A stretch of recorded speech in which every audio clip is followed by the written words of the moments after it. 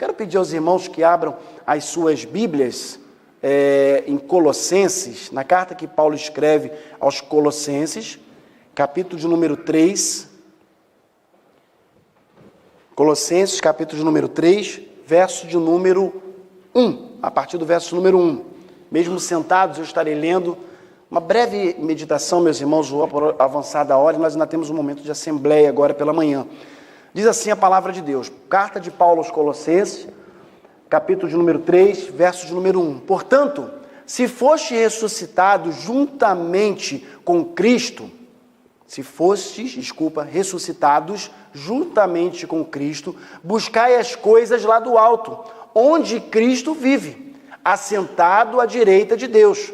Pensai nas coisas lá do alto, não nas que são aqui da terra, porque morreste e a vossa vida está oculta juntamente com Cristo em Deus.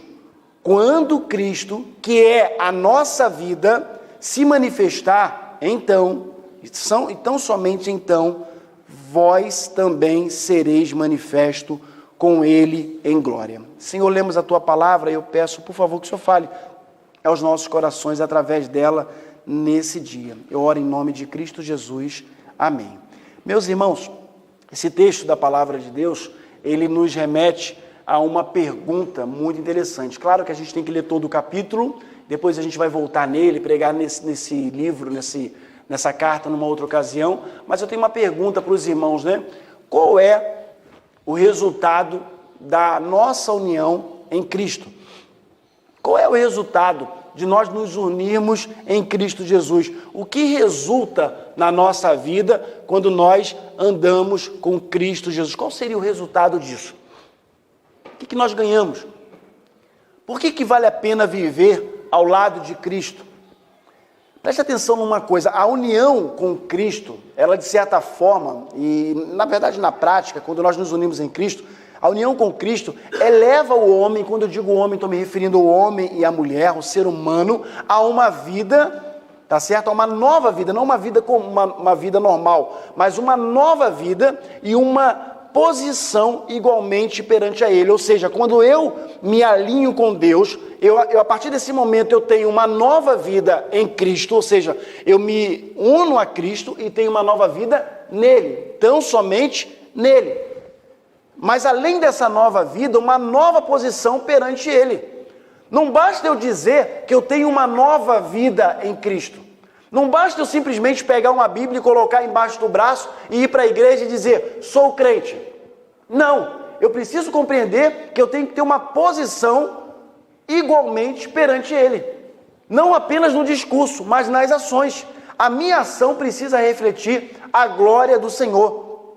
Cristo é tudo em todos. Essa ideia da carta e principalmente desse capítulo, e vale a pena, convido você a ler toda a carta de Paulo aos Colossenses, pequeno, poucas linhas, poucos textos, poucas páginas, mas vale a pena você ler. E aí fica essa pergunta para a gente, qual é o resultado da união em Cristo Jesus? Preste atenção, a primeira coisa que eu quero que você guarde no seu coração nessa manhã, que o resultado disso seria também uma identidade real, não qualquer identidade, mas uma identidade real com a morte e ressurreição em Cristo, ou seja, uma nova identidade.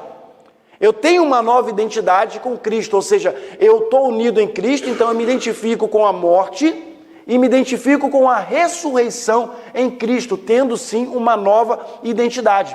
O verso de número 1 do capítulo que nós lemos diz assim, a união com Cristo glorificado, a ideia desse versículo, ele diz o seguinte, portanto, se fostes ressuscitados juntamente com Cristo, buscai as coisas lá do alto. A primeira parte do verso diz isso.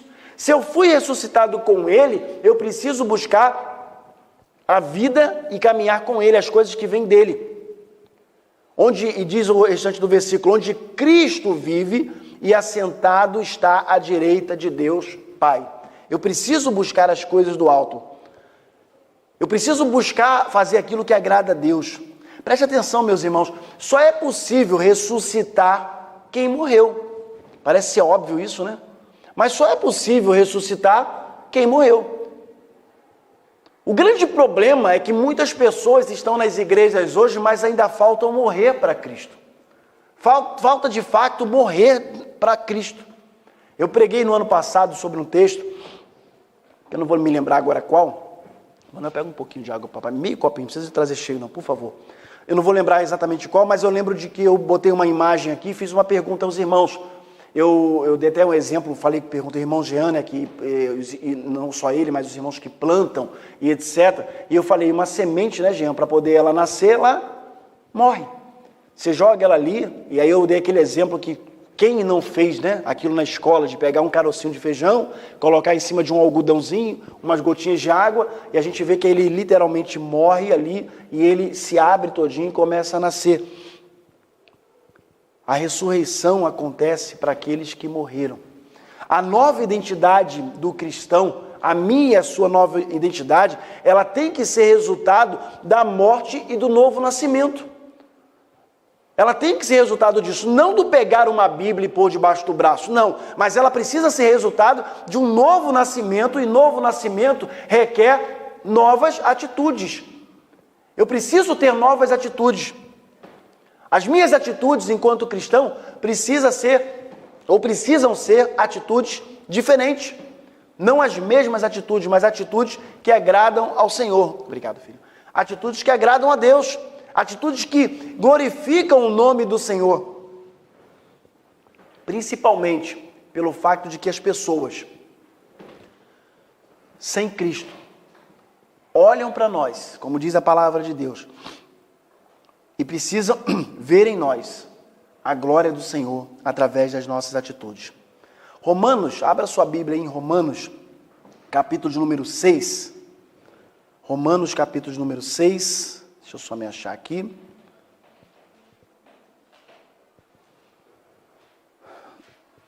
Romanos 6, verso 11.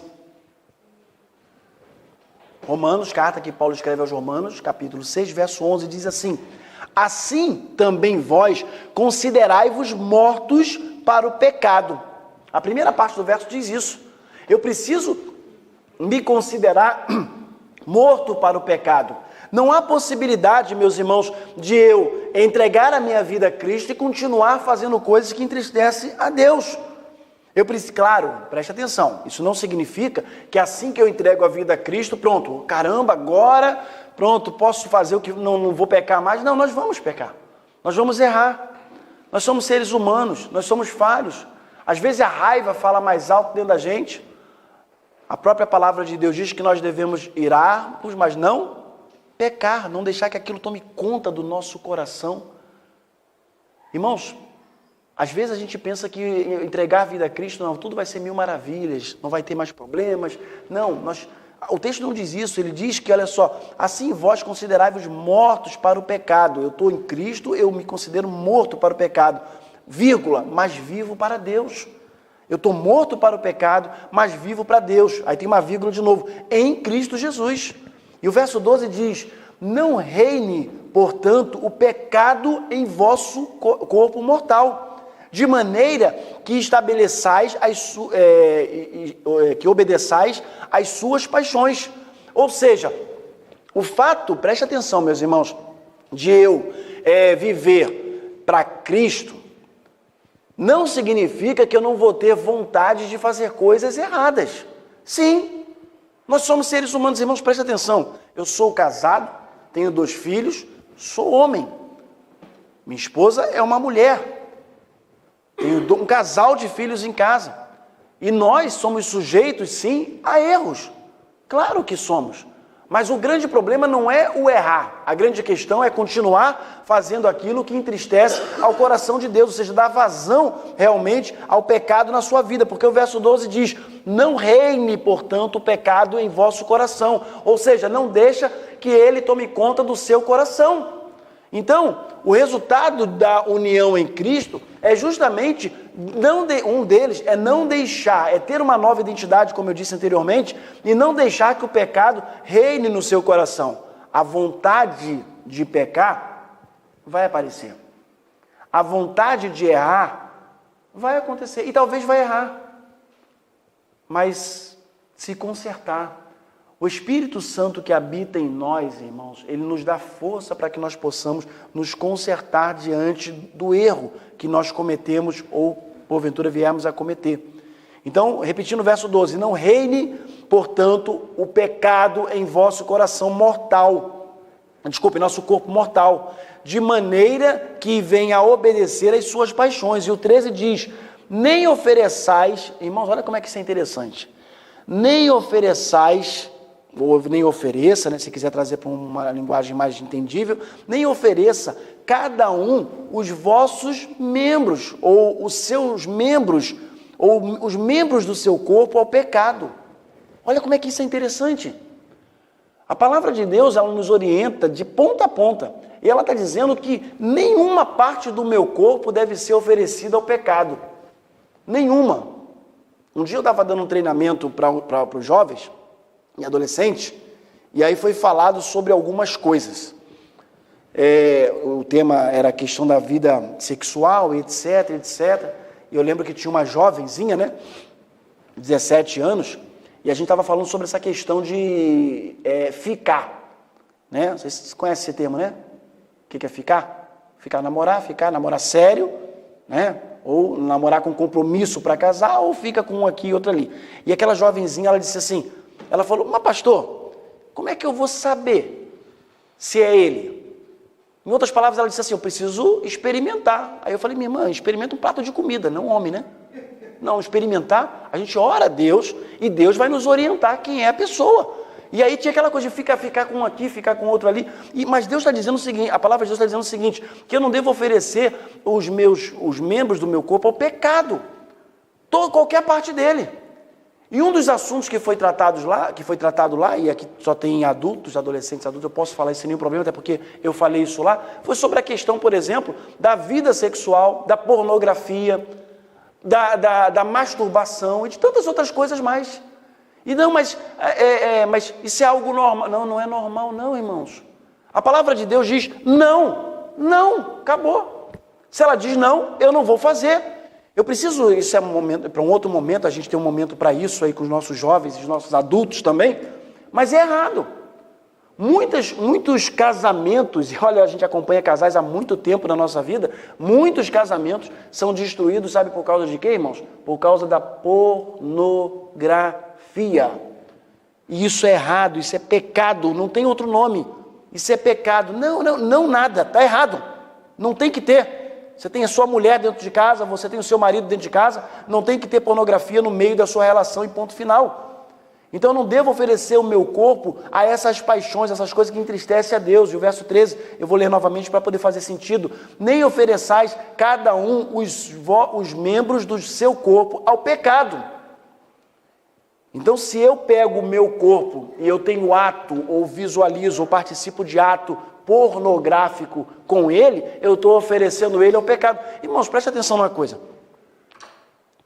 Eu estava ouvindo um advogado falar, assistindo um vídeo essa semana, inclusive eu estava com meu sobrinho, o Lucas, assistindo um vídeo para a gente tentar entender uma coisa sobre a questão do tirar o NIS lá e etc. Ele estava assistindo um vídeo, o advogado ele falava algo interessante, ele falou assim, a regra é simples, ele dizendo, e ele comparou a regra a um casamento. Ele disse o seguinte, eu, enquanto advogado, eu oriento sempre o meio correto. Qual é o meio correto? Você vai no consulado, você tira um visto, assim assado. Ok? E vem para o seu país, no caso aqui Portugal, ele estava orientando. E ele deu um exemplo que me chamou muita atenção. Ele falou, pense num casamento, ele falando no vídeo dele. Pensa num casamento. O casamento é para dar certo. Só que as pessoas querem fazer o quê? O errado. Então, sempre que tem o erro no meio, fatalmente vai acontecer alguma coisa que vai descambar aquilo ali tudo.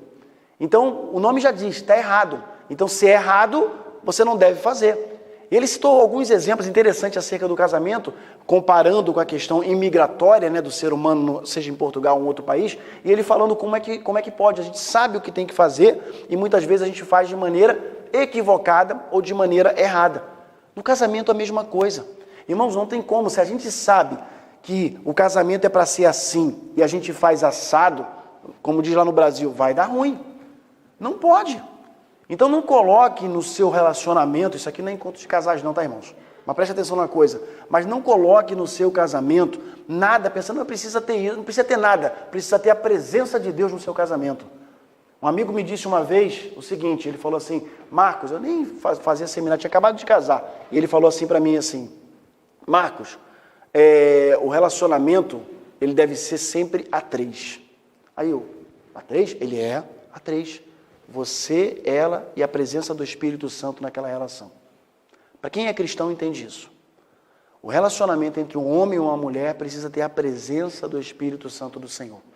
Quando a gente olha para um versículo como esse, pega ele apenas de maneira isolada e tenta tirar várias coisas para a nossa vida, e a gente pensa realmente do resultado de uma união com Deus, eu não posso de maneira nenhuma submeter a minha relação com a minha esposa, o meu casamento, a sua relação com o seu esposo, em coisas que vai entristecer o coração do Senhor. Irmãos, e qualquer um aqui, vocês que são adultos, sabe muito bem o que agrada e o que não agrada a Deus. Então, voltando ao versículo 12, diz lá o quê? Olha só, não reine, portanto, o pecado em vosso corpo mortal, de maneira que venha a obedecer às suas paixões, ou seja, os seus desejos. Diga não para isso. Irmãos, às vezes a gente fala de vício, né? Ah, vício do cara que bebe e anda jogado pela rua. Vício do cara que usa droga. Vício do cara que fuma. Vícios. Vícios que a gente vê, irmão Marcos, que são visíveis aos nossos olhos. Mas quantos vícios nós temos que ninguém está vendo? Lembra que eu preguei outro dia aqui sobre o tal do pecado de estimação? Vício que ninguém sabe. Vícios errados. Vícios errados. Coisas erradas. Vícios que entristecem o coração do Senhor. Então, você sabe, nós sabemos realmente aquilo que entristece a Deus. Então, continuando o verso 13, né? E eu repito para poder concluir ele aqui e fazer sentido. Não ofereçais cada um os membros, os membros do seu corpo ao pecado, como instrumento de iniquidade, mas oferecei-vos a Deus como ressurretos dentre os mortos. Irmãos, se eu realmente entendo que Cristo ressuscitou e a minha vida está nele, eu preciso viver para a glória dele. Eu não posso de maneira nenhuma fazer coisas que atrapalhem essa união minha com ele. Se atrapalha, eu não posso fazer. Eu tenho que lutar contra aquilo. Eu não posso dar vazão àquilo dali, dar vazão a essas paixões.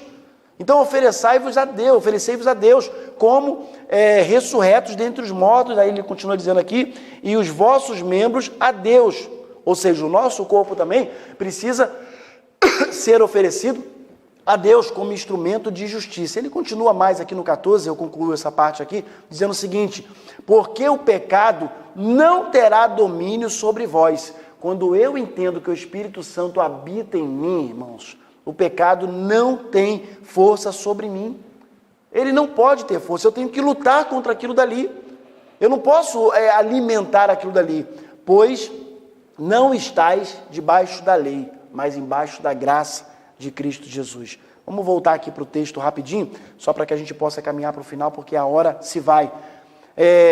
Uma outra consequência, um outro resultado da união com Cristo também é uma busca pelas coisas espirituais. Ou seja, eu falei no ponto 1 que um dos resultados seria uma identidade real com a morte e com a ressurreição, ou seja, uma nova identidade. Eu tenho uma nova identidade, por isso eu procuro fazer aquilo que agrada ao Senhor. Uma outra situação é justamente a busca pelas coisas espirituais. Novas inclinações, novas tendências, fazer coisas que agradam realmente a Deus. O verso 1, eu repito novamente, do capítulo 3 da carta aos Colossenses, diz, portanto, se foste ressuscitado justamente com Cristo, buscai as coisas lá do alto, onde Cristo vive, assentado à direita de Deus. O verso 2 ao 4 diz, pensai nas coisas do alto. Até os nossos pensamentos, irmãos, precisam ser pensamentos que agradam ao Senhor, não nas coisas aqui da terra. Quando eu escuto pessoas chegarem para mim, e dizendo, pastor, às vezes eu entendo, com todo o carinho, né, do mundo, mas sua carrinha, sua não sei o que, irmãos, a minha cara de preocupado com a minha carrinha, tô nem aí. Graças a Deus tem um micrazinho ali, fui a Porto e voltei com o micra ontem, uma beleza, pensa, mas O do ano do Tetra, eu tenho um carro do ano do Tetra, um carro de 1994, né? Então, louvado seja Deus por ele. Então, eu não estou preocupado com isso, não. Estou orando a Deus aí, o recurso para consertar vai aparecer, em nome de Jesus. É Deus aí, eu não me preocupo com isso. Eu não me preocupo com essas coisas, minha cabeça não está nisso, minha cabeça está em colocar minha cabeça no travesseiro, irmão Marcos, e pensar naquela mulher chorando porque o marido dela não está do lado dela. E eu olho e vejo a minha mulher do meu lado. Isso tem que me incomodar. A minha cabeça está em ontem, quando cheguei, eu falo isso para a glória do Senhor, Deus sabe disso. Chegamos ontem, Davi está aqui, daqui a pouquinho nós vamos orar pela vida dele. Davi está de mudança para a Itália, um novo recomeço, ali com um amigo seu, que ele está lhe dando morada, ele está indo para lá, já está com a passagem comprada. Então na próxima semana ele vai estar indo, nós vamos orar no final do culto pela vida dele. E ontem, ao chegar, e ele me pediu para poder ir na farmácia, comprar um remédio para ele, tá? 9 e pouca da noite, entregamos lá. Aí ele manda uma mensagem para mim: Marcos, não sei como te agradecer. Gente, isso a gente faz com todo carinho, com todo prazer, eu não estou preocupado com isso. Chegar e ver, nós chegamos de viagem, foi domingo, não foi? Foi domingo, chegamos de viagem, quando foi segunda-feira de manhã, a gente vê o Gênia, o menininho da Vitória, com febre alta, sabe, passando mal, não sei o quê, e pediu para poder levar no médico. Eu vou dizer: não vou não, que eu estou cansado. Vamos embora. Fui para Portimão levar ela lá. Chegando lá, irmãos, estou falando para a glória do Senhor. Chegando lá, ela mandou uma mensagem, eu mostrei essa mensagem para alguns irmãos, acho que eu cheguei a mostrar para o irmão Marcos, mas não sei se eu mandei para ele, e eu peguei o print da mensagem e mandei, ela falou assim, no tradutor lá, ela falou assim: eu vejo que você está cansado, mas eu não sei como agradecer você ter trazido meu filho ao médico aqui comigo. Irmãos, nós precisamos estar disponíveis, irmãos, independente de qualquer coisa. Às vezes a gente olha para a gente, para o nosso cansaço, para o nosso tempo, para o nosso isso, não vou fazer aquilo. Irmãos, Deus nos dá muito mais do que a gente precisa. A gente precisa estar disponível aos outros, sim. Buscar as coisas que agradam a Deus, ter atitudes que agradam ao Senhor, tão somente que agradam ao Senhor. A união com Cristo, meus irmãos, ela torna ao ser humano, ela torna tudo maior, tudo diferente. Faz com que a gente consiga andar por fé, não por aquilo que a gente vê. Quando a gente anda por fé, irmão Luiz, a gente vive realmente, a gente toma atitudes, ou toma passos, ou dá passos de fé em relação a algumas coisas. Não com aquilo que a gente realmente palpa na mão ali, né? O que é palpável, ou seja, aquela situação assim: eu tenho isso, eu tenho aquilo. Eu brinco muito lá em casa com isso, né? E eu tenho nenhum problema em falar isso, porque a gente já falou isso em outra ocasião aqui, a Alessandra, sobre a necessidade da gente estar pagando um arrendamento muito caro, etc., de ver uma casa, e etc., e aquela coisa toda. Nós precisamos ver uma casa, quando for possível, comprar realmente uma casa, assim que for possível, porque o arrendamento é caro. Mas não porque para bater no peito e dizer assim: não, eu tenho uma casa. Ou alugada, ou não, eu tenho que pagar do mesmo jeito. A diferença é que a gente vai pagar um pouco menos, né? A gente, quando morre, fica tudo aí, e a gente não precisa se preocupar com isso, que Deus, Ele cuida de nós. Claro, não é pecado ter casa, não é pecado ter carro, nada disso, mas a gente precisa focar a nossa vida tão somente no Senhor e viver realmente pela fé em Cristo Jesus, dar passos de fé. Uma terceira situação, um terceiro resultado da nossa união com Cristo é uma nova maneira de lidar com a natureza terrena, ou seja, eu tenho novas atitudes. Se eu estou em Cristo, eu tenho novas atitudes. Outras atitudes diferentes. No mesmo capítulo 3, o verso 5, diz que os resultados, e fala um pouquinho dos resultados dessa união, né? Que os vícios das nossas vidas, e quando eu falo vícios, eu estou falando vícios até aqueles que ninguém está vendo. Não é o vício visível. O visível todo mundo está vendo. É fácil dizer assim: não, aquele todo mundo viu, todo mundo está fazendo. Mas aquele que ninguém está vendo. E aquela atitude que ninguém vê. E aquela maneira de ser. E aquele site que você acessa que entristece a Deus. E a pornografia no meio da sua vida, que só você sabe. Pensa que só você sabe, mas Deus se faz presente naquele lugar. Eu preciso realmente ter novas atitudes. O verso 5 vai dizer exatamente isso, vai dizer o seguinte: fazei, pois, morrer a vossa natureza terrena. Verso 5 do capítulo 3. A nossa natureza terrena, aí tem 2 pontos, e ele começa a citar algumas coisas da natureza terrena. Entre elas, a prostituição, a impureza, a paixão, de uma maneira lasciva, né? Ou seja, a paixão lasciva, o desejo maligno, a avareza. Irmãos, a avareza é pecado também, a avareza. A idolatria, a avareza, na verdade, que é a idolatria. E o verso 6 diz: por essas coisas é que vem a ira de Deus. E aí, entre parênteses aí está assim, sobre quem? Sobre os filhos da desobediência. Precisamos ser obedientes ao Senhor. O verso 7 vai dizer, ora, nessas mesmas coisas andastes vós também noutro tempo, quando viveis nelas. Ou seja, nós fazíamos essas coisas quando nós não tínhamos Cristo. Mas agora que nós temos Cristo, nós precisamos viver de uma maneira diferente, porque o 8 vai dizer, agora, porém, despojai-vos igualmente de tudo isso, ira, indignação, maldade, maledicência, linguagem obscena. Irmãos, eu tenho que ter cuidado com aquilo que sai da minha boca. Não saiu sem querer, eu tenho que ter cuidado com aquilo que sai da minha boca. E deixa eu falar uma coisa para vocês. Um dia, estávamos no seminário lá no Rio, e o pastor José Roberto, nosso professor, ele contou uma história para a gente. Ele falou que pegou uma van, quem é do Rio de Janeiro sabe muito bem, né? A van Central Baixada, lotada, né? Aí, né, Amanda? Conhece bem, né? Central lotada. E o cara da van, né? Com funk lá no alto. Parecia que ele era o dono do carro. Ele era o dono do carro, mas ele tem que entender que tinha passageiro, né? Que não é obrigado a ouvir aquelas coisas. E aquele negócio, né? Aquele batidão, não sei o que, bem pesado, não sei o que eu não me lembro qual era agora, mas o pastor ele contou pra gente que ele chegou, ele estava vindo, tinha ido resolver um compromisso, e ele falou, pensa em 1h20, e ele mora em Piabetá, né? Ele falou assim, 1h20 ouvindo aquilo, ele era um dos pastores da primeira igreja batista de Piabetá. E ele chegou, foi pro gabinete dele. Chegou no gabinete dele, aí, Jean, a mesa assim, né? E ele estava lá na mesa assim, ó, batucando o quê? Aquele funk. Quem entra? O diácono, né? Um senhorzinho lá, né? Irmão lá da igreja de muitos anos, falou assim, pastor, o senhor ouvindo? Ele não estava ouvindo, ele estava cantando. Ele falou, meu irmão, desculpa, eu vim 1h e pouco ouvindo esse negócio na minha cabeça. Assim é a nossa vida. A gente repete aquilo que a gente ouve, aquilo que a gente consome.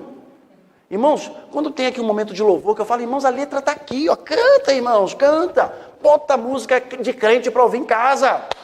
Bota música cristã para ouvir em casa. Pega a música, não sabe? Pega, Raquel, manda aí uma seleção de música aí pra gente. A Raquel vai mandar para vocês aí, bota lá no seu, bota para ouvir. Encha a sua mente, o seu coração com aquilo que agrada ao Senhor, porque nós vamos passar a replicar essas coisas. Nós vamos passar a replicar isso em todo o tempo. Então pensa nisso. Essa imagem do pastor, nunca esquece. A gente riu pra caramba naquele dia. Ele falou que, ele é branco, ele falou que ficou vermelho assim. Ele falou aí, meu irmão, desculpa, eu estava ouvindo isso e cheguei aqui, enquanto esperava o irmão, que ia ter uma reunião, estava lá batucando aquela música lá. Coisas que não agradam ao Senhor. Então, linguagens obscenas no nosso falar. Verso 9 ele vai dizer, não mintais uns aos outros. Da nossa boca tem que sair a verdade. É sim, sim, não, não. O que passa disso, o que diz a palavra? É procedência o quê? Maligna. A palavra do crente é sim, sim, não, não. Não é não sei o quê, meia coisa, não. Sabe, fofoca, essas coisas, isso não agrada ao Senhor. Isso entristece o coração de Deus. Nós precisamos ter cuidado realmente com aquilo que sai da nossa boca, meus irmãos, e deixar o velho homem e mulher, para trás, e viver realmente uma nova vida em Cristo Jesus. Eu caminho aqui para o final, meus irmãos, dizendo o quarto resultado de uma união com Cristo, que é uma renovação espiritual. Uma renovação espiritual, novos propósitos realmente na nossa vida. A gente precisa entender isso. O verso 10 vai dizer, olha, e vós revestistes do novo homem. O novo homem, eu preciso me revestir do novo homem que se refaz para o pleno conhecimento segundo a imagem daquele que o criou. Irmãos, nós fomos criados por Deus. Nós fomos criados pelo Senhor. Ele nos criou. Só que o pecado na nossa vida, infelizmente, nos tirou da presença dele e nos amoldou a coisas que entristecem ao coração de Deus. E somente quando eu volto à presença de Deus que eu preciso me amoldar, mas isso só vai acontecer com a minha busca. Eu preciso buscar isso. Se eu sei que é errado e eu continuo fazendo, eu vou continuar, lembra da música? Eu vou continuar fazendo. Se eu sei que é errado, eu não preciso repetir ou replicar o que o mundo faz. Eu não preciso fazer aquilo que entristece a Deus. Eu posso fazer a diferença na vida de outras pessoas, com as minhas atitudes. As minhas atitudes precisam refletir a glória do Senhor. Deus em nós. E o quinto e último resultado o último não, tem vários outros, né? Mas que eu listei aqui, do resultado de uma união, de uma vida realmente ao lado de Cristo, é um nivelamento realmente em Cristo. Uma nova posição.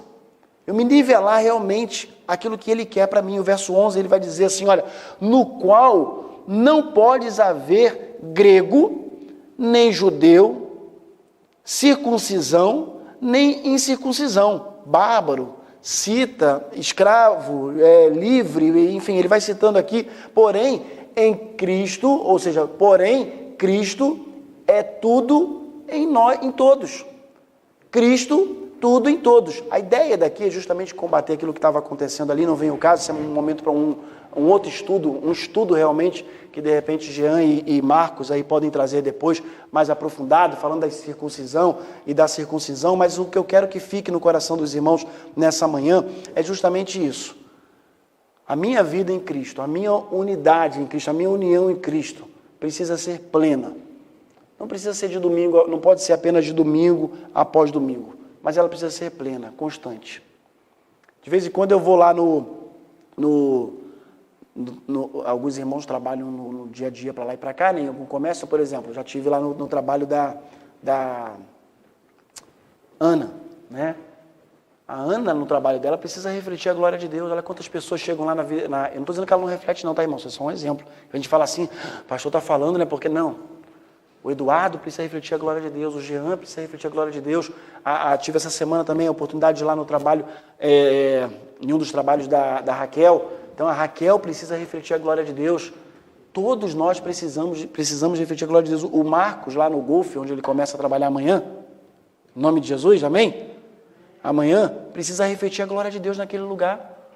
Todos nós precisamos, o Luiz precisa refletir a glória de Deus, eu preciso refletir a glória de Deus, onde colocar a planta dos nossos pés, meus irmãos. As nossas atitudes precisam refletir a glória de Deus. E é por isso que nós somos chamados de cristãos. Minha filha essa semana me chamou a atenção, lá em casa. A gente estava falando alguma coisa assim, não sei o quê, e ela falou, eu falei o termo crente. Ela falou, papai, já falei com você, para com esse negócio de falar crente. Crente, qualquer um é. Nós somos cristãos, nós somos servos de Deus. Aí eu, muito bem. Crente até o diabo é, ele crê. Crente é aquele que crê.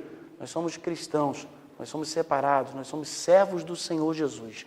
E como servos do Senhor Jesus, precisamos refletir a glória dele. Amém?